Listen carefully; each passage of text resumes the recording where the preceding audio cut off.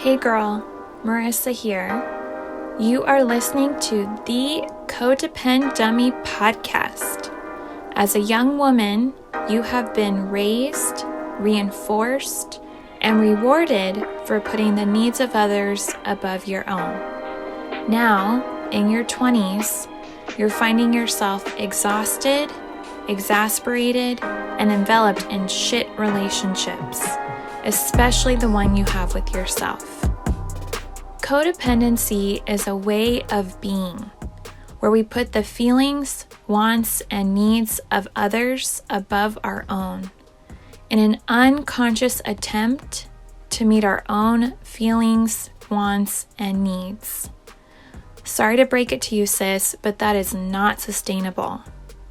This podcast is to help you undo all that so you can stop playing small and start taking up space, you dummy. Let's get to it. This little light of mine, I'm gonna let it shine. This little light of mine, I'm gonna let it shine. This little light of mine, I'm gonna let it shine. Let it shine, let it shine, let it shine. That's for you, baby girl. Hoping that you're letting your light shine. It's me, Marissa E., your hostess mostess of the Codependummy podcast. Thank you for being here today. Oh, there's the mailman.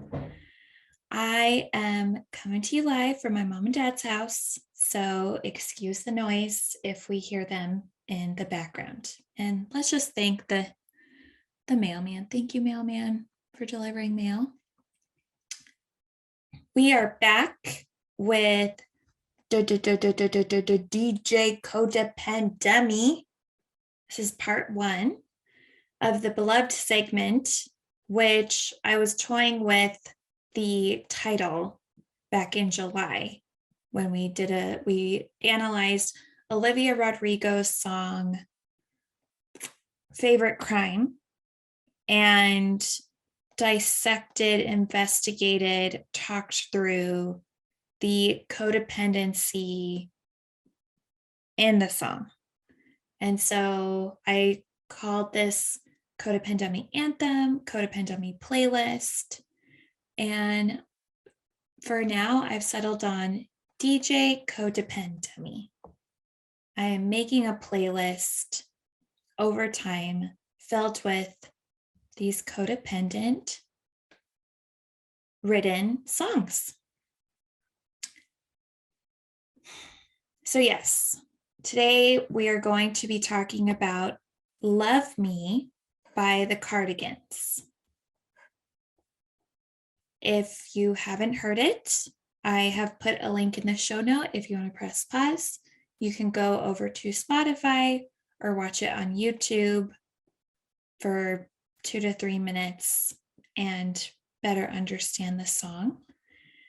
And I'm going to look at the lyrics while applying it to a relationship in my life that was codependent to help build your understanding of codependency, what it can look like, and also in hopes that while we relate to these songs, as we develop our consciousness, as we develop our awareness of our codependency over time, we won't be able to relate to these songs as much. And we'll relate to songs like This Little Light of Mine much more. Before we dive into breaking the song down, let's take a moment to check in. How are you feeling? I feel like Dora the Explorer, because this is also a video for those of you who are listening. And also, how are you feeling? Right? Take a deep breath in. Deep breath out. I used to love watching Jane the Virgin, and her dad, who was a telenovela star, would always have to tell people, inhale, exhale, when they would meet him because they would be so starstruck. So, inhale, exhale, girl. Also, Jane was arguably codependent, but that's for another episode. Just checking in with yourself, slowing down, slow your roll. Some announcements. I'm curious if you have scored yourself a copy of the Confiding Codependummy, 30 Days of Journaling Prompts for a Less Codependent and More Conscious You. Girl, if you haven't, get yourself a copy today. Like today, in hopes that you can start the 30-day journaling process and start 2022 off right. Self-aware, wise, discerning, intuitive, and on and on, thanks to all the consciousness you'll be developing thanks to getting the Confiding Codependummy and completing the 30 days of journaling prompts.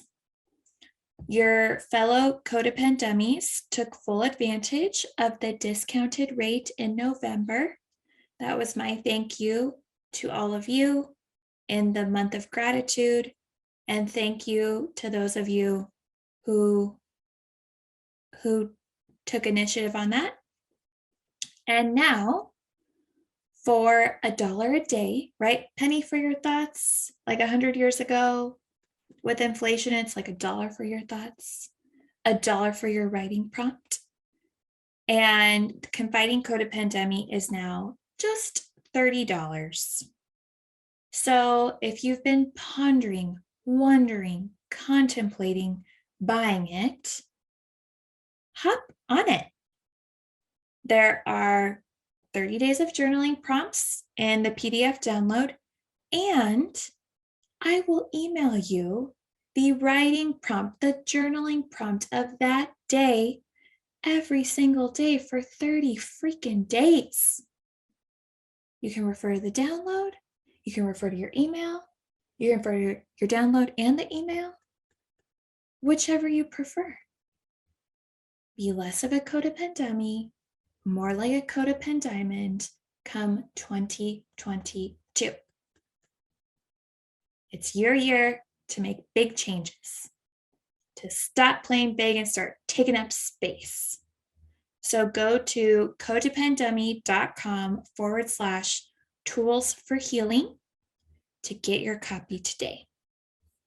And while you're there, you can join the Codependummy newsletter by clicking the link on the homepage at codependummy.com. And those are ways that you can help yourself. Help me help you.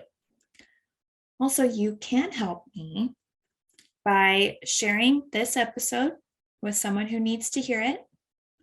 Leave a rating for the podcast or write a review.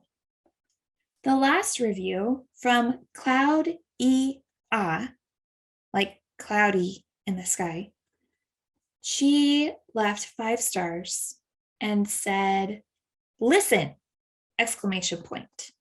I think Marissa is awesome, exclamation point.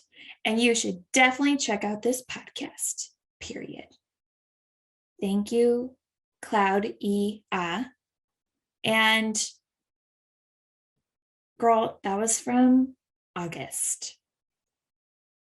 So in the spirit of Thanksgiving, in the spirit of giving this holiday season, I would appreciate your review and rating. Helps me, helps other young women looking for a podcast. The algorithm will find them, and we can help each other stop playing small and start taking up space. that is it for check-ins and announcements. Moving on to DJ CODEPENDUMMY.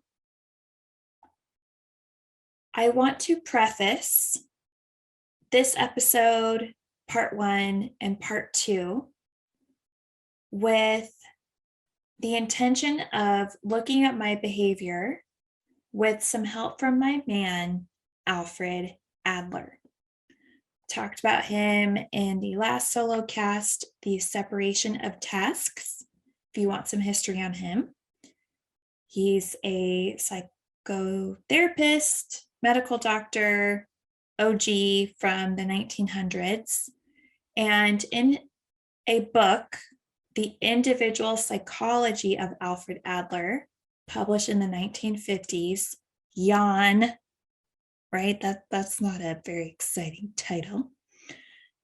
But Adler writes about anxious patients, especially those preoccupied in their relationships, which codependency was not a term back in his day, but he knew us before he could name us.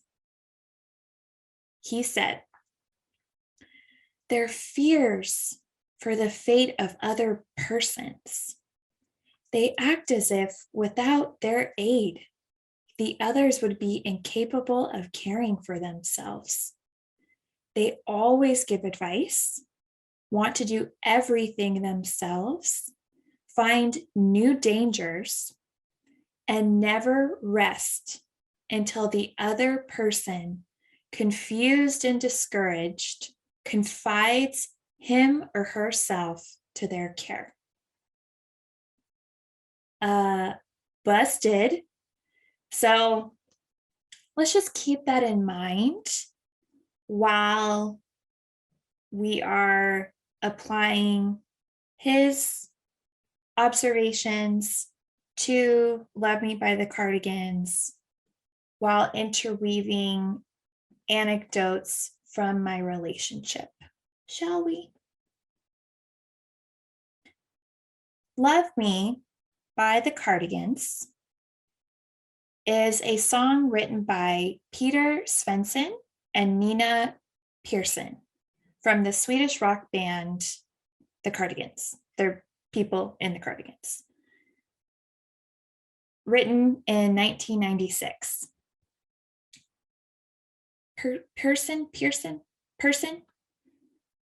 Nina Persson, who wrote the song at an airport while waiting for a plane, said the song is, quote, quite a sad love song.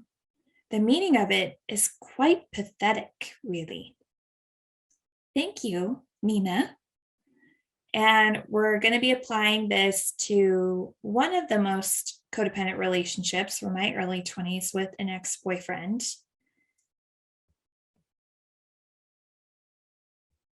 To catch us up, the last segment where I applied Olivia Rodrigo's lyrics to my relationship ended with these, I speak English. I'm taking songs and applying it to different chapters in this relationship. So in the last segment, where I applied Olivia Rodrigo's lyrics, we ended around the 6-month mark of that relationship with me crumpled up on the floor of my room, my ex-boyfriend, who I was saying his name over and over again was ex-boyfriend, but I have multiple ex-boyfriends that I plan to talk about. Not multiple, okay, you guys, but like a couple ex-boyfriends that I plan to talk about on the podcast. So I decided to give him the pseudonym Kid Cudi. We both loved Kid Cudi. So Kid Cudi is now this particular ex-boyfriend, my relationship in my early 20s. Kid Cudi that weekend had just chosen his ex-girlfriend over me. And I crumpled up, crying on the floor of my room, feeling as unlovable as I've ever felt. I had just endured 6 months of dating him off and on, competing with his ex-girlfriend for that coveted spot of girlfriend, and he chose her. Ouch. First lyric, we are going to investigate. I'll sing it slightly. Dear, I feel we're facing a problem. You love me no longer. I know, and maybe there is nothing that I can do to make you do. What a problem I was facing. Okay, lying there on the floor in my room, unlovable, unworthy, and unwanted. He loved me no longer. He had chosen his ex-girlfriend. So long, Kid Cudi. And boy, I was facing a problem. I remember dreading telling my parents, my sisters, my friends what had just happened, which looking back, I didn't have to tell them. I was dreading telling them. I didn't have to. But I eventually was going to. And just hours before that crumpled up moment, I had been giddy to get back to Santa Barbara. So Kid Cudi and I could reunite after a month-long break where he had taken time to decide between her and I, thanks to me setting up a boundary that it's her or me. And now he changed his mind. So I was lying on the floor. I was a loser, the reject, the poor man's version of his ex-girlfriend. There was nothing I could do to make him love me. For the last 6 months, I had been unconsciously auditioning to play the part of his girlfriend, and it hadn't worked. The contorting, the pleasing, the sacrificing I had done had not paid off. And somehow I was able to get up, maybe just roly-poly my way up, call my parents, call my sisters, tell my friends, and begin the healing process from that deep wound of heartbreak. And in my codependent powerlessness, I became obsessive. It was like I was trying to confirm in my mind, okay, so maybe there is nothing I can do to make him love me, or is there?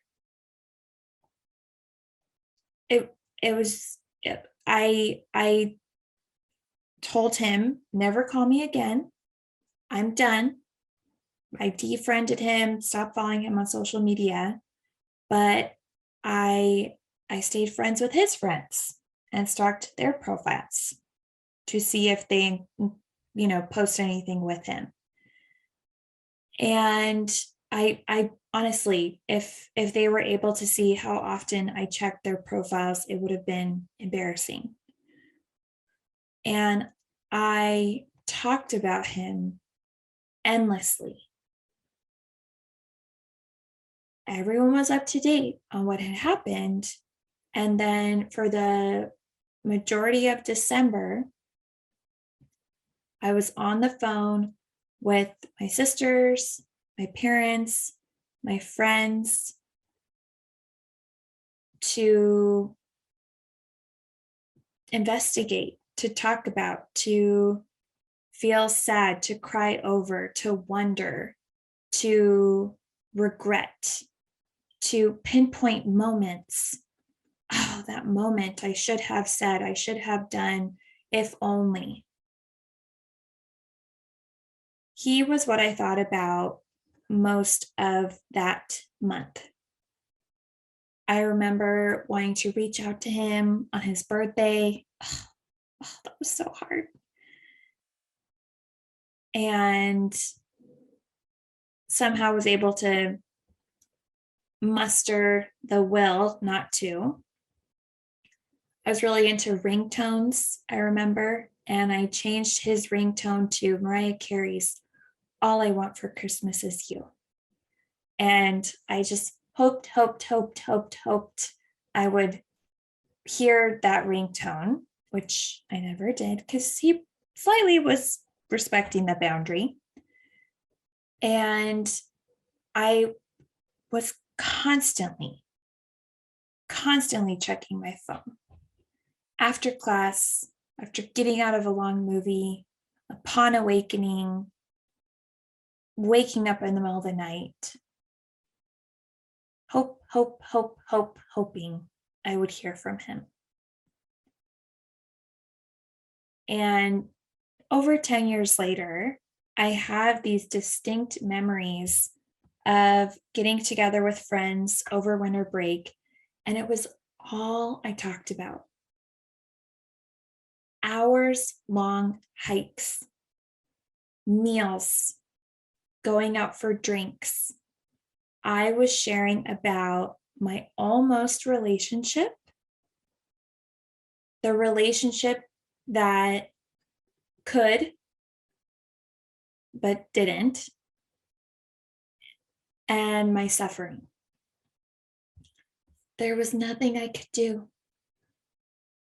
but that did not stop me from wondering, maybe there is something I could do. I sense the most codependent part of this lyric, of this segment of lyrics, maybe there's nothing I can do to make you do. Codependents sometimes believe that we can make someone love us.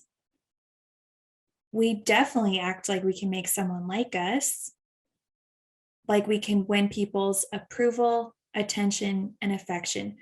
Maybe there is nothing, or maybe there is something that I can do to make you love, like, want, approve of me. And that's not true, baby girl. This, oh, my computer just alerted me of something scary. It scared me. Okay. Even the lyric, dear, I feel we're facing a problem. The fact that you don't love me, that should not be a problem. That should not be where our resources are directed. Maybe there are things I can do to love myself, so I don't have to define lovability, my lovability, on you loving me. Others not loving me is not a problem or something I should obsess about. Neither should you. Next lyric. So I cry. Okay, let's get some water. Let's see if I can do a little better. Everyone, water break. Everyone, hydration.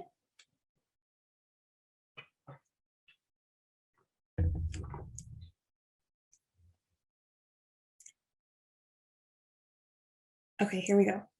So I cry and I pray. I actually don't remember how this goes. So I cry and I pray. Oh, now I remember. So I cry and I pray and I beg, love me, say that you love me.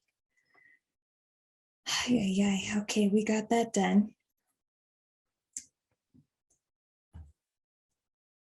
Crying, praying, begging, love me, say that you love me, Kid Cudi. Now, at the time, I was being a scheming codependent dummy. All the while that I was grieving, quote unquote, and healing, quote unquote, my broken heart, I was plotting our reunion. Mwah, ah. Yes, girl.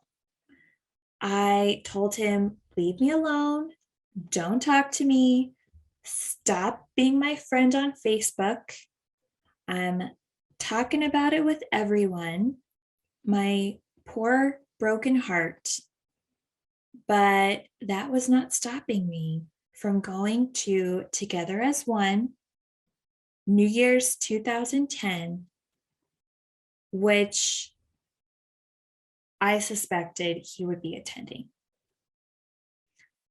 I was crying and praying and begging through my scheming to bump into him at a rave. Screw my family members who have dried my tears as I sobbed about him the past month and honestly the past 6 months. Excuse me. So long to my high school friends and their New Year's Eve plans, which were arguably healthier for me emotionally, physically, spiritually. Just forget you. I went and got a tutu and a leotard. I scored some ecstasy and I made accommodations with my girlfriend Kylie to go to the rave. I don't recall consciously talking about it with Kylie, but unconsciously, semi-consciously, we both knew why I was headed to the rave. And she was nice enough to join my desperate ass. Mind you, there are thousands of people at this rave. I was on ecstasy, but we were there. And I looked and looked and looked for him through the masses. I cried metaphorically, prayed metaphorically, and begged metaphorically for him to say that he loved me. Around midnight, if we went back in a time machine, you could find me at the front of the main stage, rocking out to David Guetta. And it was an amazing countdown. Kylie and I shared a friendly, love you girl peck. And it was a great moment. With my head in the clouds and my feet on the ground, loving life, I checked my phone and there he was. Kid Cudi had finally texted me. Right? This is a whole month devastation.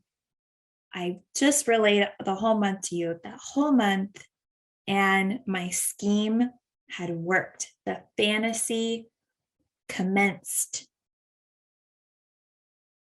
via a text along the lines of, hey, Marissa, I'm here at Together as One. I'd really love to see you. Yes. My codependent heart said, he loves me. He really loves me. remember grabbing Kylie and it was on.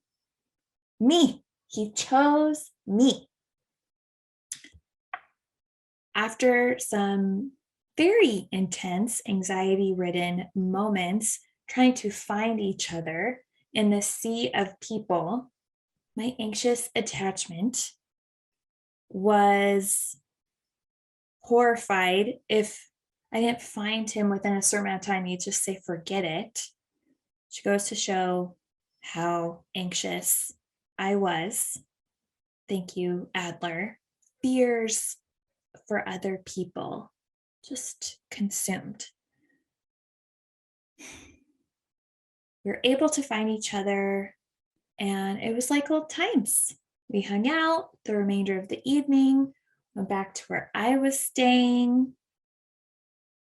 I think we cuddled because we were both high and tried to sleep, got breakfast the next day, shared with me how much he had regretted ending things, how it wasn't working out with the ex-girlfriend, and how he wanted to be with me.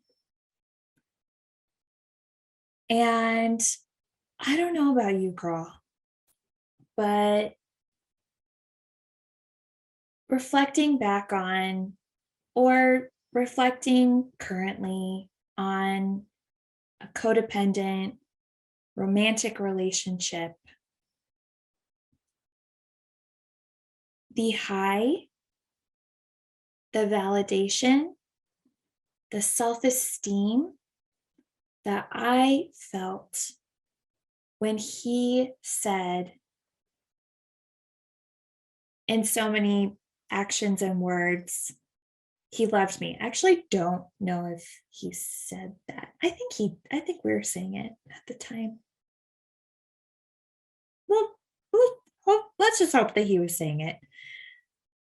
Yeah, I think we had started saying it at a unhealthy time earlier. So the confidence boost, the sense of empowerment. It is one of the satisfying, reinforcing aspects of codependency, of this addiction-like dependency we have on others. It perpetuates that, what Adler talked about. And until someone truly commits, confides in me, dedicates, commits, is loyal to me, I will work my ass off to get it. And then once I do, mm, mm, mm, mm, mm, mm. But as amazing as that sounds, and as much as I am romanticizing it, that high, that validation, that self-esteem, confidence, and empowerment, it all depended on him. That's what's so codependent about this lyric. Love me, say that you love me. So then what, Nina person? So then you feel complete, whole, good about yourself, less anxious? What if Kid Cudi, my ex-boyfriend Kid Cudi, hadn't reached out that evening? What if I'd seen him and his ex-girlfriend there together? Then it's a completely different story where I'm feeling unlovable, unwanted, unneeded, all because of him.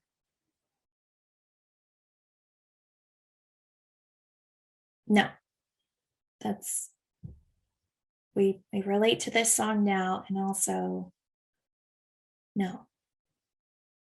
Love me, love me. Love myself, love myself. Say that I love myself. That's the goal. Third lyric for today. Let's take another sip of water.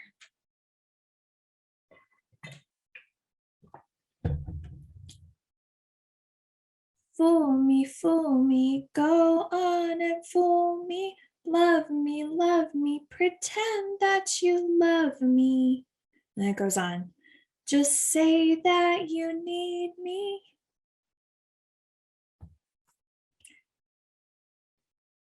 New Year's Day high, and January and February are blurry for my recollection.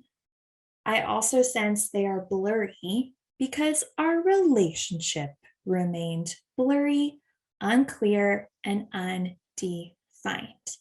Yes, he chose me on New Year's Eve.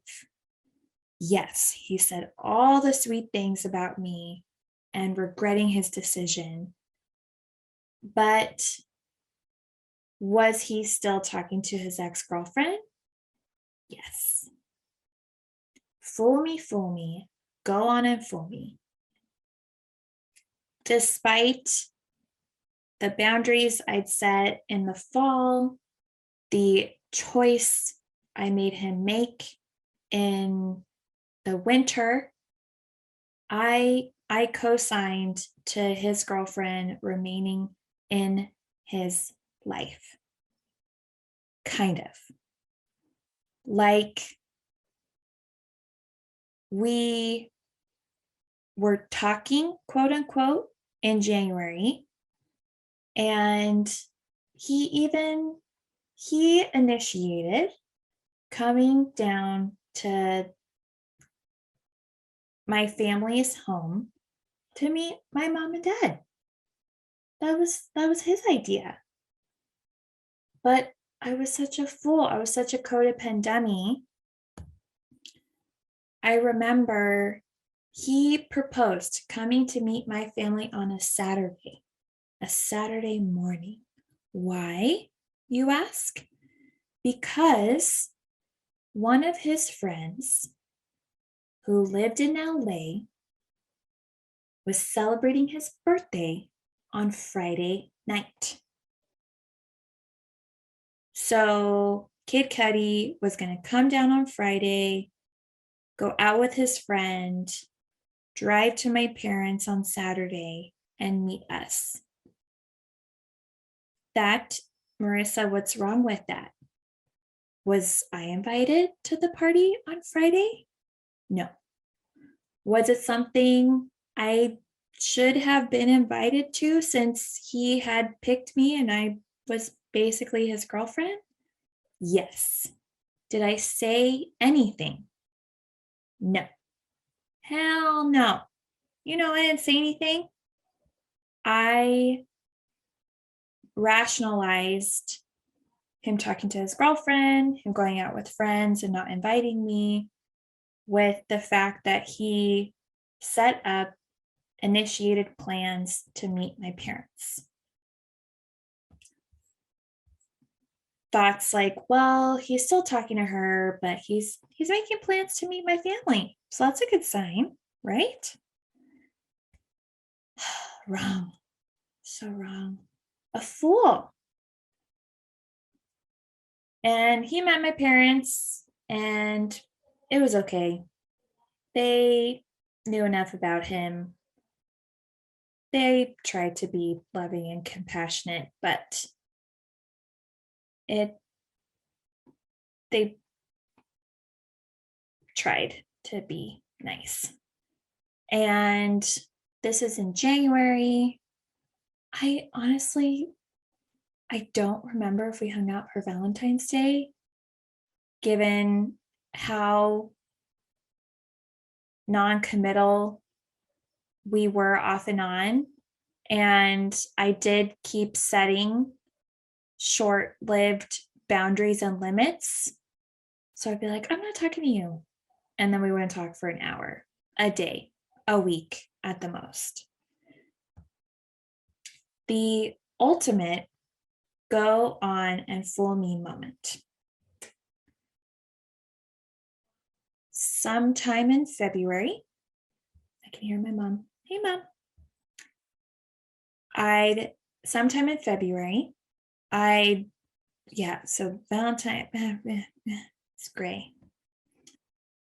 I do remember I took the train up to the Central Coast where he was at on a Thursday evening. The plan was for me to stay Thursday evening, hang out at his place on Friday while he was at work. Let's get some more water.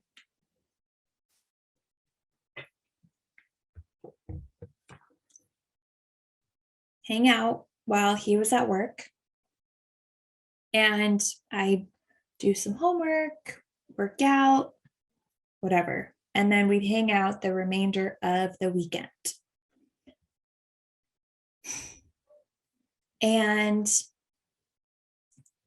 while having full access to his room, I did something bad. What do you think I did? Full access, codependummy,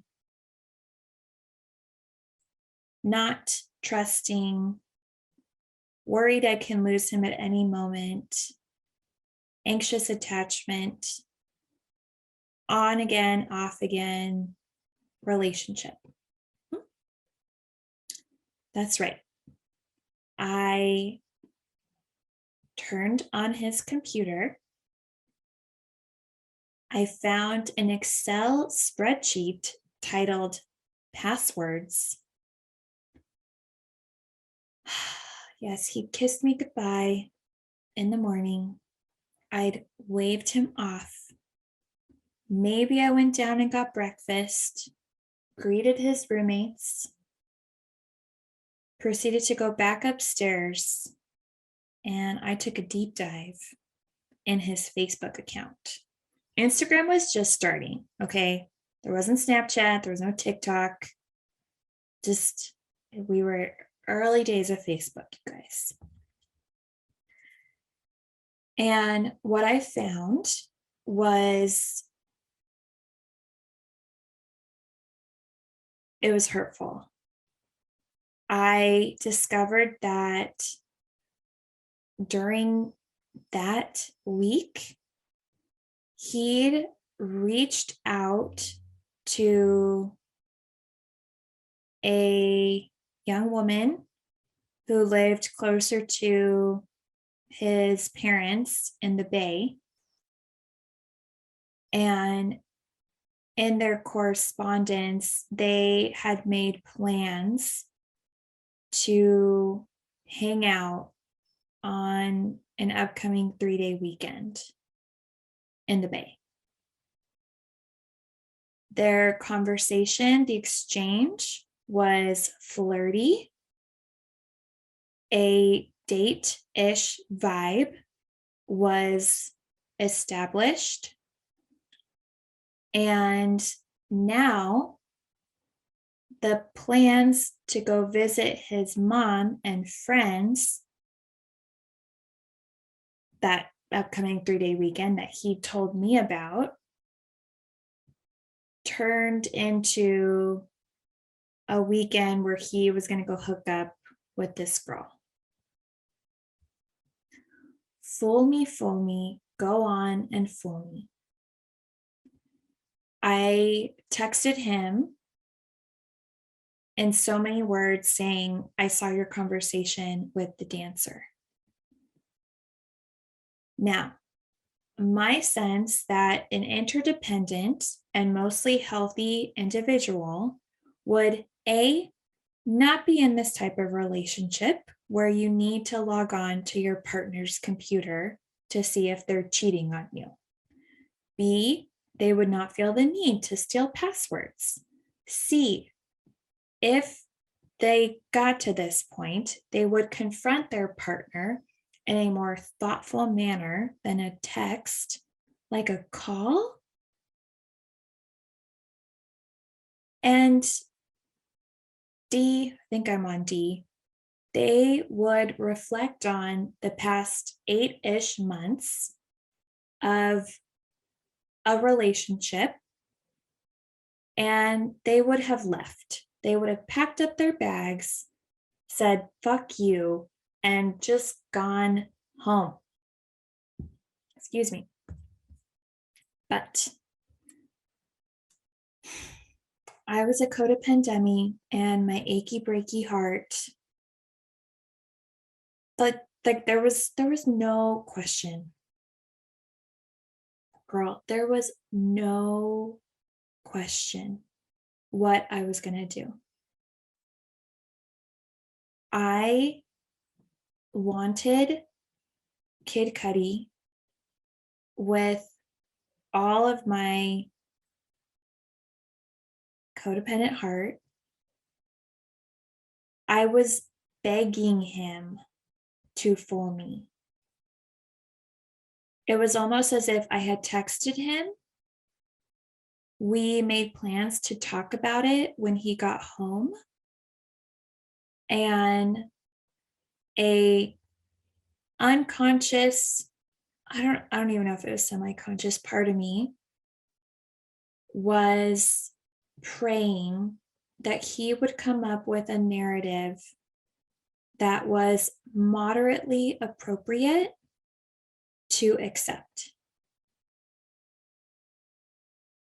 Please come up with an excuse that meets the very low bar for me to stay in this relationship.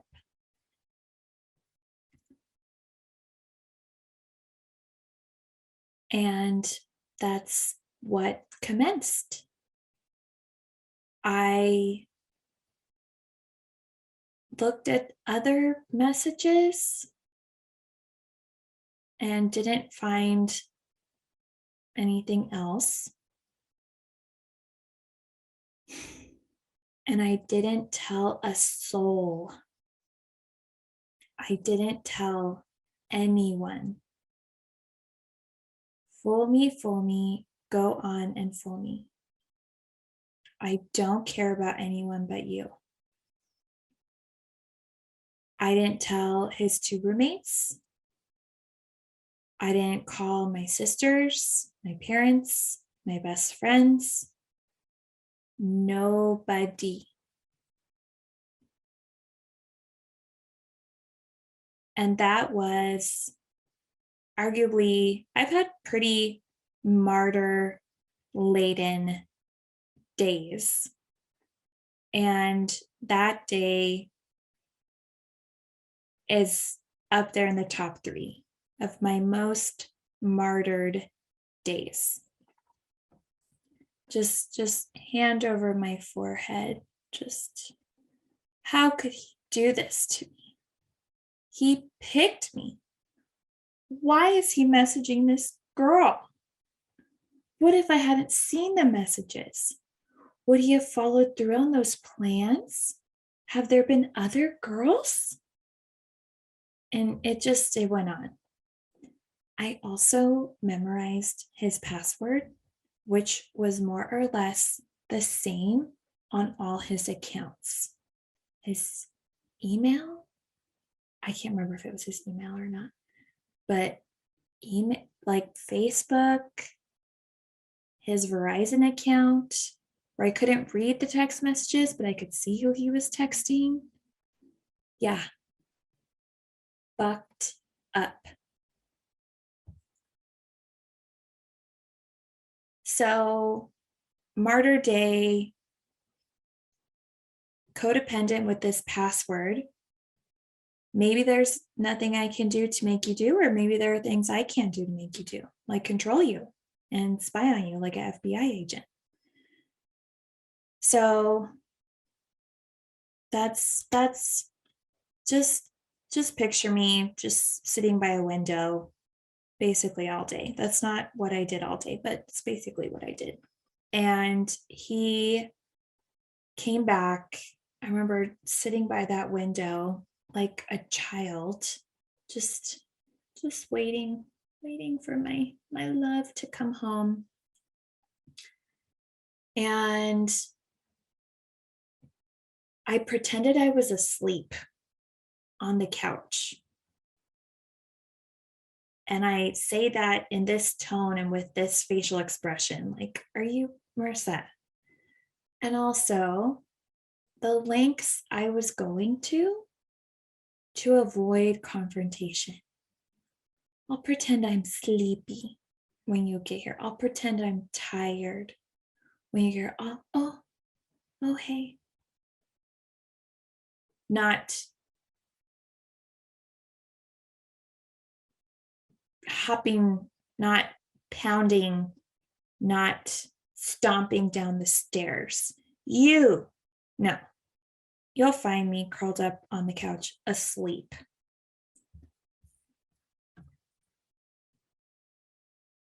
And he's like, Marissa, I'm back. And we proceeded to go to his room. I was on pins and needles waiting for him to tell me the elaborate story to excuse all of this. And he didn't really say anything either. I didn't say anything. He didn't say anything.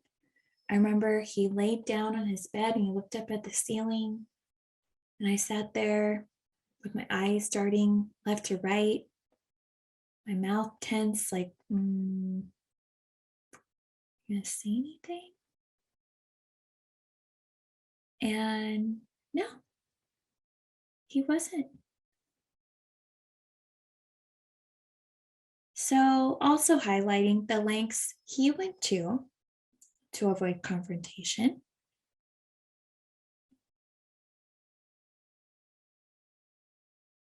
And I think I asked, so what happened?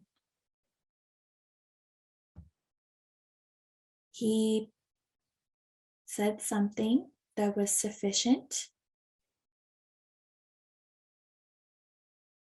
And that was it.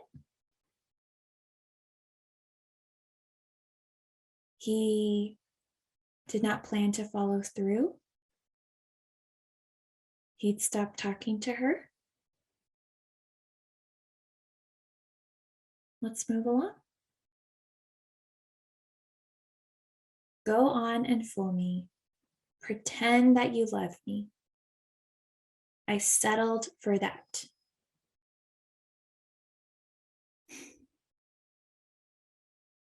And I think I remember, right? He's laying there, told me some narrative. And yeah, I think I remember like laying down, putting my arm across his chest and saying, okay. Codependency in that moment was, I don't even need you to actually love me. Pretending will suffice. I'll settle for pretend. And monogamy, commitment, respect, those aren't necessary. As long as you can fool me into believing that those are your priorities, I'll settle for the pretense. My definition of codependency, a way of being where one prioritizes the thoughts, feelings, and needs of another in an unconscious attempt to fulfill their own thoughts, feelings, and needs. Unconsciously, if I stick around, if I spy on him, if I continue to show how loving, forgiving, understanding, available I am, prioritizing his thoughts, feelings, and needs. Hopefully, eventually, mine will be fulfilled too.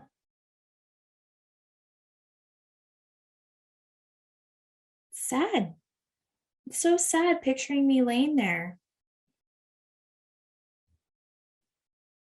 gesturing, non-verbally saying, this is okay. Sounds good.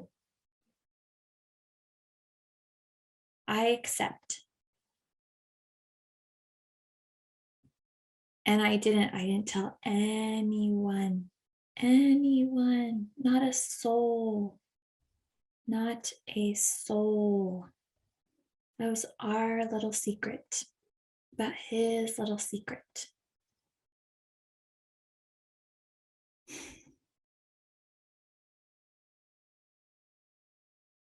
Turning to you,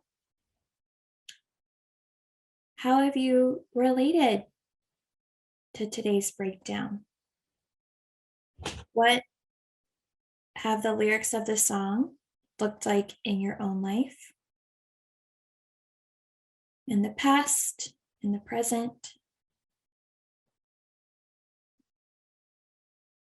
We'll continue to analyze this song in part 2. Until then, your homework, turning this song like a mirror, singing to yourself. Love me, self. Say that I love myself. Say that you love me, reflection in the mirror. Sorry, I feel like my water bottle keeps making noise. Need me. Say that you need me. I can't care about anyone but you.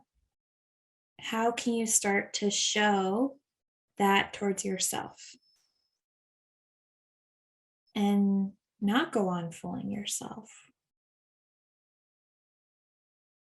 Not facing problems when others aren't responding well to you. When others withhold their love, reject you, abandon you. It's hurtful, it's painful. It's not a problem for you to address. Right? Adler talked about like this constant fear of others. It's just all we think about. In an effort not to relate. How can that, that last lyric, I have it here. Nope, I actually don't have it here. Love yourself, baby girl. That is your takeaway. Your homework is how to turn these lyrics that we sing to others, sing it to ourselves. And look at the big codependent themes that we hear in your own life. I have 4 big themes. Codependence, we stay. We keep the hurtful actions of others a secret to maintain that relationship, as well as other relationships, right? So I don't tell anyone about something that happened in my relationship so I don't get rejected by those people. And we're just this pile of secrets. I also didn't tell anyone I had his passwords. Lonely. We're lonely. It's a big thing. 3rd big theme. We are convinced that the love of another will deliver our contentment. And 4th, we often fail to A, set, and B, maintain boundaries. So looking at those themes in your life. We will analyze 3 more lyrics. We will ponder other major themes next week, part 2. And that is a wrap on episode 52. Thank you for listening. Thank you for your support. I will see you next week. Hey girl, it's Marissa again. I'm not like a regular podcaster, I'm a cool podcaster, right? Thank you for listening and staying till the end. You can find me on Instagram at Therapy with Marissa. Email me, marissa@codependummy.com. Check out codependummy.com for more information on the show. And baby girl, a subscribe, rating, and review would be much appreciated. Till next time, I want you to remember, if you are feeling unseen, I see you. If you are feeling unheard, I hear you. And if you think that you don't matter, know that you matter to me. I want you to go out there so you can stop playing small and start taking up space, you dummy.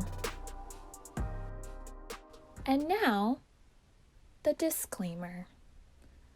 Girl, this is not therapy and I am not your therapist.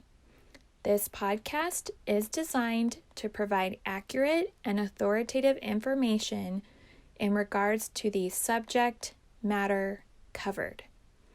It is given with the understanding that neither the host, publisher, or guests are rendering any legal, clinical, or other professional service.